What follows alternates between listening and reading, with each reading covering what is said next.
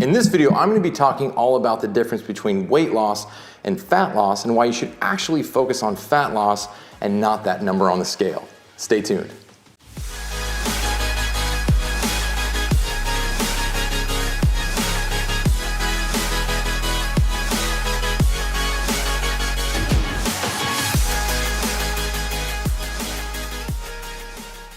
Hey guys, what's going on? Shane at Shane Hubbard Fit. If you're new to my channel and you've never been here before, or maybe this is the first video you've watched, I'd really appreciate it if you hit that subscribe button so you can get more notifications when I put out a new video. And don't forget to hit that bell as well so that you get an email letting you know, hey, Shane put a new video up on YouTube. All right, so now that I've annoyed you with my subscription speech, let's go ahead and get into today's topic. Weight loss versus fat loss. Now, most people that say they want to lose weight really want to lose fat, but there's importance in trying to work out the semantics because when you step on the scale, what you're measuring is your weight, but what you really want to be able to measure is your fat. So for a lot of my clients and people that reach out to me on social media, I say, listen, the scale isn't going to tell you if you're actually losing fat unless you have one of the newer scales that are coming out that have body fat tracking, which is really cool. And if you don't have one, you should definitely go look into some. I might even do a video on some of the scales that I would recommend getting if you're going to get one.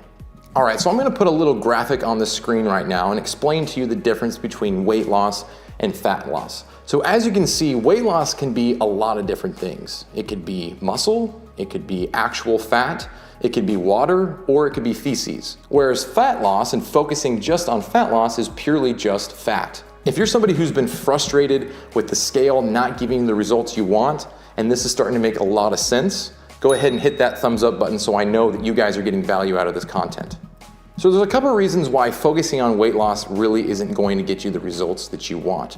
The first reason is that you don't really want to track how much water and how much poop that you lose because it's not a actual measurement that's ever something you're going to be able to control. You're either going to drink water and gain some weight and then pee it out, and then you're gonna poop and you're gonna lose weight that way, and it's not really a reason to measure your weight. And a lot of times our daily weight fluctuation has a lot to do with those two things, which is the reason why I don't like using the scale that often. The other reason is you don't want to lose muscle mass. Muscle mass is probably the most beneficial tool, the beneficial part of tissue in your body for burning calories, specifically fat calories, because it raises your metabolism and helps you burn more calories when you're just sitting around watching TV or hanging out. So because losing weight can really mean a number of things, it's really not beneficial to measure your weight as much as it is to measure how much fat you've lost. If you're somebody who's been frustrated with the scale and you want to start focusing on losing fat and not losing weight, let me know about what you are currently doing right now in the comments section below. All right, so now I want to talk a little bit about the difference between weight loss and fat loss when it comes to how you measure it. So it is possible to lose fat but not lose weight. What? Now you're probably thinking, how is that possible? Well, in a lot of instances, if you're doing some type of exercise along with trying to eat healthier foods and you're in a caloric deficit and you're losing fat, there's a good chance that you're actually going to gain muscle and lose fat at equal amounts of interval. So if you gain 3 pounds of muscle, you might lose 3 pounds of fat, which means on the scale that's measuring everything, your weight hasn't changed. But you start to notice that maybe your pants are fitting a little bit better, or maybe your shirts are fitting better, or maybe you're waking up in the morning with a ton more energy. These are all other ways to measure fat loss that don't involve the scale, which only tells you what your total weight is, which is pretty irrelevant if your body composition is really healthy. I have a really good example of this with one of my clients. I was working with her for about a year. She came to me weighing 165 pounds and she wanted to lose weight. Over the course of a year, she didn't lose one single pound, but she dropped her body fat by 7%.